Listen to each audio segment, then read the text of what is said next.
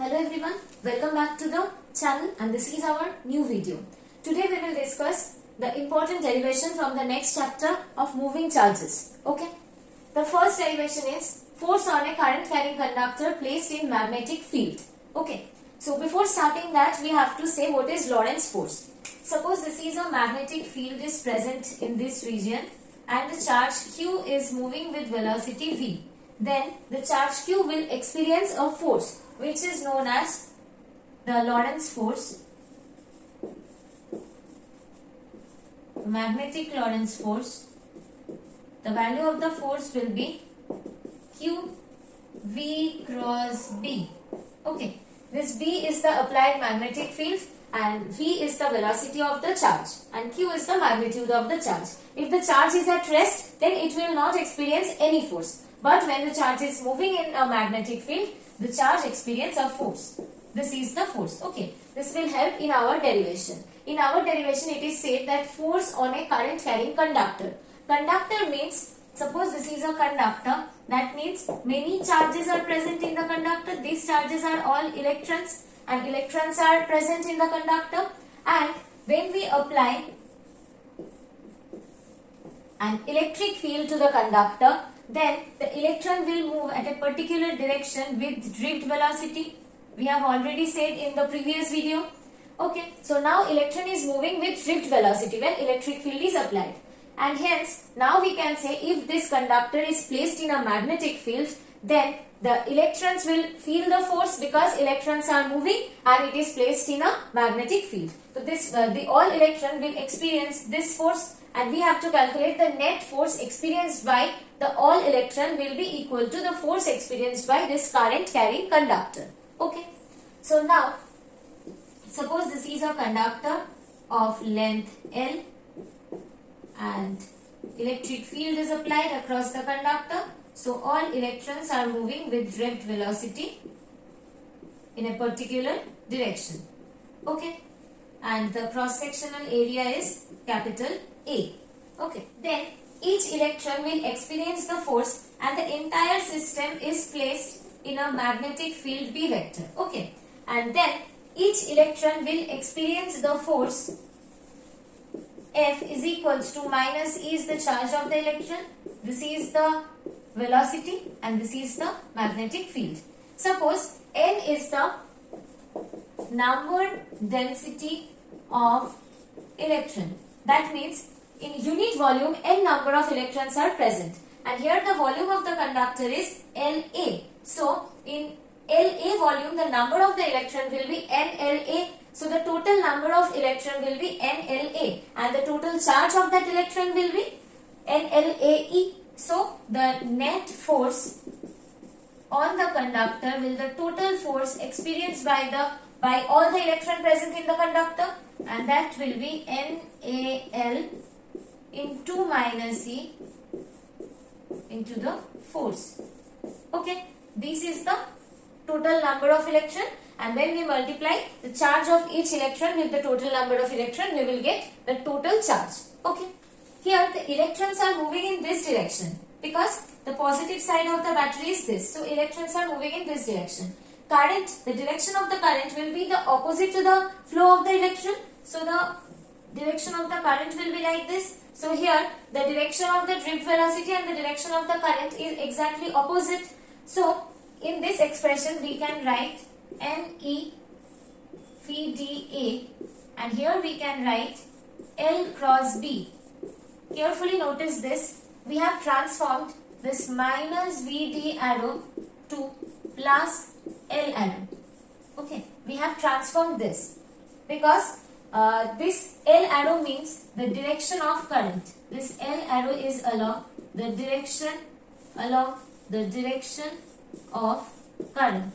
Okay, and VD is directed in this direction. So negative VD means this direction. That will be the direction of current. We will denote the direction of current by L vector. Okay. And we know this is equals to I. We have already proved in the previous chapter current electricity that I is equals to NEVDA. We have proved this. So here we can put the value I and here we will get L cross B.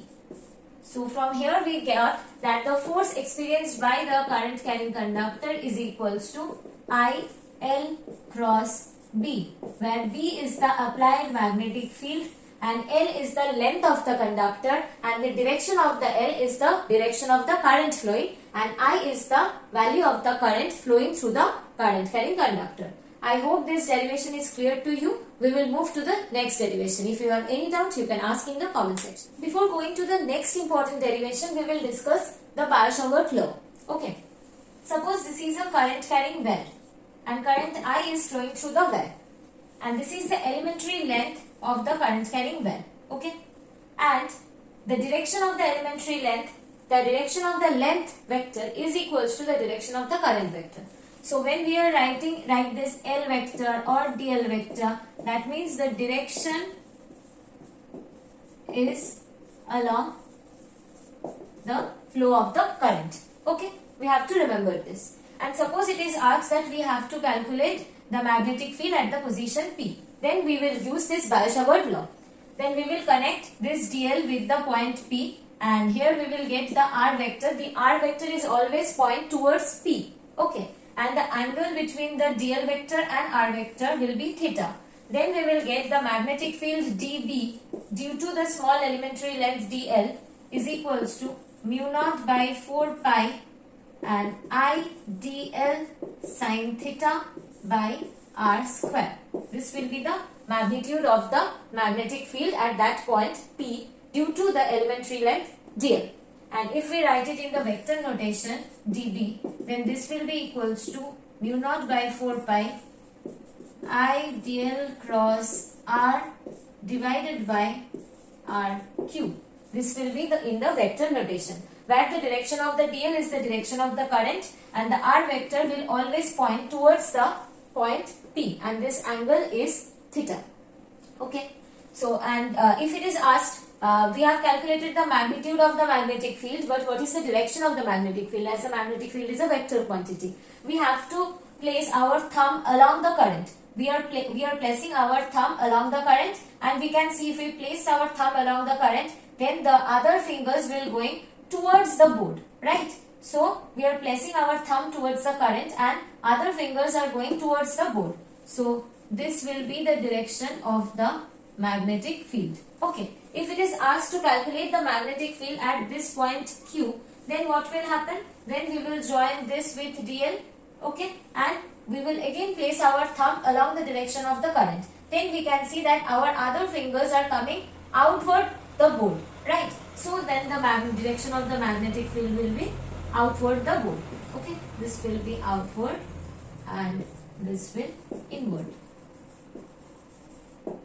I hope it is clear to you. This is known as Biot-Savart law. We will use this law in our next proof. Okay. This is our next important derivation. Magnetic field on the axis of a circular current carrying loop. Suppose this is a circular current carrying loop of radius capital R and current is flowing through the loop. Okay. I current is flowing through the loop. This will be the axis of the current carrying loop, and this is a point on the axis. We have to calculate the magnetic field at this point using Biot-Savart's law. Okay. So we are selecting a region dl. This is the region dl, and we have to connect this dl with the point P, and this will be the r vector. Okay. And the angle between dl and r is 90 degree always. If this is a circular loop and this is the axis, then the angle between dl and r will always be 90 degree. Okay. And here we are taking this angle as theta, and this distance we will take as x. The distance between the center of the loop and the point P is x, and the radius of the loop is capital R. Okay. So now the magnetic field will be, from the Biot-Savart's law we know that the magnetic field dB is equals to I dl sin theta by r square. Okay. This sin theta, this theta is the angle between r vector. In the formula, the theta was the angle between, I am mentioning this as phi because these two will confuse you. So the angle theta was the angle between, in the proof that theta was angle between r vector and dl vector, and here dl and r vector is perpendicular, so the value of the theta will be 90 degree. So here dB will be equals to I dl sine 90 degree by r square, that will be I dl by r square. Okay, and the direction of the magnetic field will be dl cross r, along dl cross r, because in vector notation we know that dB vector is equals to I dl cross r divided by r cube. So if we do dl cross r, then we will get the direction of the magnetic field. This will be the direction of the dl, because dl means the direction of the current, and the direction of the r is always towards the point P. Then after doing the cross product of dl and r, we will get the direction of the dB will be like this. Okay, and this dB can be resolved in two component. This will be the two component. Okay, and from here we can see that as dl cross r is equals to dB, so dB is always perpendicular to r vector and always perpendicular to dl vector. So this angle is 90 degree. Okay, and we also know that this angle is also 90 degree. Okay, so this is 90 degree, this is theta, and this is also 90 degree. So this angle will be theta, and this component will be dB cos theta, and this component will be dB sin theta. Okay, sorry, we have mentioned this angle as phi, so this will be phi and this will be phi also. Okay, is it clear? And now if we take this side, of the circle, then dB is along, dl is along this direction, and then the r vector is along this direction. For this portion, this lower portion of the circular ring, the dB will be along this direction. Okay, and then it will also be divided in two components, and this will be denoted as phi. So this will be dB cos phi, and this side will be again dB sin phi. Right? So from here we can see that dB cos phi will cancel each other, and only the component remain, that is dB sin phi. So when we are taking both sides of the circular ring, then this dB sin phi will cancel each other. Only the sin component will remain. So from here we can write that net magnetic field at point P is equals to Bx. Along x direction the field is present. Suppose this is the x direction, this is y direction, and this was z direction. Okay, so Bx will remain, and that will be equals to dB sin phi. We have to do integration for the entire circle, and the value of the sin phi is, sin phi means perpendicular by hypotenuse. So here we can write that sin phi is equals to the perpendicular capital R, and this is the hypotenuse. So capital R divided by the hypotenuse is equals to r square plus x square. This will be the value of the sin phi. So here in place of dB we can write the value of dB. We have already obtained I dl r square, and in case of sin phi we will write r square divided by root over r square plus x square. Okay, here the value of the small r is equals to root over capital R square plus x square. So in case of small r square we can write that I dl by r square plus x square into capital R square divided by r square plus x square to the power half, and from here we will get I r square divided by r square plus x square to the power 3 by 2. These all are constant quantities, so we are taking out these quantities from the integration. Only dl will remain there. dl means the entire line integral of the circle. The radius is capital R, so the periphery will be 2 pi r. We have written it wrong. This will be r because the value of the sin phi is r divided by this, so this should be r, and this will also be r. Okay, so here we will write r. And another thing we have mixed, the value of the magnetic field in case of Biot-Savart's law, mu naught by 4 pi will be there. So here we have to write mu naught by 4 pi. Here also mu naught by 4 pi. Similarly, we will write here mu naught by 4 pi.